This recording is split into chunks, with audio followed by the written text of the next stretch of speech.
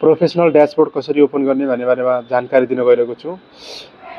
फर्स्टमा हामीले फेसबुक प्रोफाइलमा गएर यहाँ तपाईको प्रोफाइलमा चेक गर्ने। त्यसपछि तपाईको यहाँ साइडमा देखाएको छ 3 डट भन्ने अप्सन देखाएको छ, यसमा क्लिक गर्ने। त्यसपछि यहाँ तल देखाएको छ कि टर्न अन प्रोफेसनल मोड। यहाँ प्रोफेसनल मोड एभाइलेबल छैन, नट एभाइलेबल भनेको छ। त्यसको लागि हामीले यहाँ माथि हेर्नु पर्यो कि यहाँ माथि भनेको छ अनलक प्रोफाइल। प्रोफाइललाई हामीले अनलक गर्नु पर्यो। यो लक भएको छ प्रोफाइल, हामीले यसलाई अनलक गर्नु पर्यो। त्यसको लागि हामीले यसमा ट्याप गर्ने। त्यसपछि यहाँ माथि अनलकको अप्सन छ, यहाँ माथि एउटा ताला दिएको छ, त्यहाँ अनलक छ, त्यहाँ हामीले क्लिक गर्नु पर्यो अनलकमा। त्यसपछि यहाँ तल लेखेको छ अनलक योर प्रोफाइल, यहाँ अनलक योर प्रोफाइलमा क्लिक गर्नु पर्यो। अनि त्यसपछि अब एकैछिन है, अब नेट स्लो छ, हल्का टाइम लाग्छ। अनि यो अनलक योर प्रोफाइल, अब हाम्रो फेसबुक प्रोफाइल अनलक भएको छ। अनि त्यसपछि यहाँ ओके गर्नु पर्यो। त्यसपछि फेरि हामीले 3 डटमा क्लिक गर्ने। 3 डटमा क्लिक गरिसकेपछि यहाँ तल देख्न सक्नुहुन्छ टर्न अन प्रोफेसनल मोड। यहाँ अब हामीले प्रोफेसनल मोडलाई ओन गर्न सक्छौँ। कुनै पनि हामीले फेसबुक प्रोफाइललाई फलो अप्सनमा राख्नको लागि या कुनै पनि इन्कम गर्नको लागि, भिडियोहरू भाइरल गराउनको लागि हामीले यो टर्न अन प्रोफेसनल मोडलाई ओपन गर्नै पर्ने हुन्छ। हामीले यसलाई एकचोटि ओपन गरिसकेपछि फेरि हामीले दोबारा ओन गर्नु हुँदैन, किनभने हाम्रो जति पनि फेसबुकमा हामीले जे गरेका छौँ तिनीहरू सबै जान सक्छन्। त्यस भएको कारणले हामीले यहाँ तल देखाएको छ प्रोफेसनल मोडलाई हामीले यहाँ गएर ओपन गर्ने हैन।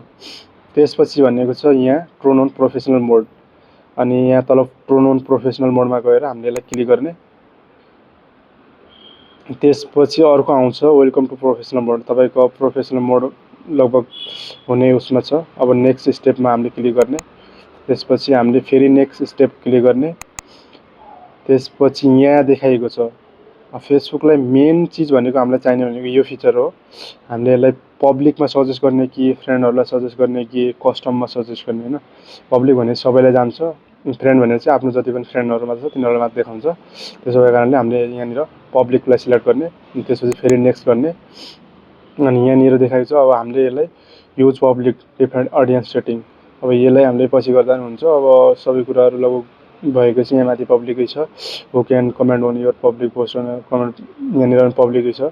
पब्लिक प्रोफाइल इन्फर्मेसन, अब यसलाई हामीले पब्लिक राख्दा पनि भयो, फ्रेन्ड राख्दा पनि भयो, ओन्ली मी राख्दा पनि केही फरक पर्दैन। Who can see the people and page you follow.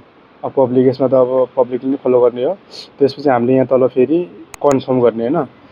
त्यसपछि हाम्रो लगभग प्रोफेसनल मोड ओपन भइसक्यो हैन साथीहरु। यहाँ अब जे जति हाम्रो अहिले अप्सनहरू खुलेका छन्, जस्तै यहाँ स्टार ओपन भएको छ, सब्सक्रिप्सन ओपन भएको छ हैन। अहिले हामीले यसलाई सेटअप गर्ने तर्फ नलागौँ, हामी सिर्फ प्रोफेसनल मोड कसरी ओपन गर्ने भन्ने बारेमा मात्र जानकारी लिऊ पहिले। त्यसपछि फेरि यहाँ नेक्स्टमा क्लिक गर्ने। त्यसपछि फेरि नेक्स्टमा क्लिक गर्ने। त्यसपछि यहाँ add frame and share update to feed भनेको छ, यहाँ पनि हामीले के गर्नु पर्दैन। अनि फेरि यहाँ पनि नेक्स्टमा क्लिक गर्ने। त्यसपछि गो टु प्रोफेसनल ड्यासबोर्ड। त्यसपछि तपाईँहरूको बुझ्ने आधारमा नै मैले भिडियो बनाएको हो। यदि भिडियो मन परेमा लाइक सेयर कमेन्ट पनि गरिदिनु होला साथीहरु। अनि सब्स्क्राइब गर्न पनि नभुल्नु होला। म तपाईहरुले नेक्स्ट जानकारी लिएर आउने छु र मेरो पेजलाई, मेरो युट्युब च्यानललाई फलो गरिदिनु होला भन्न चाहन्छु। हस्, नमस्ते।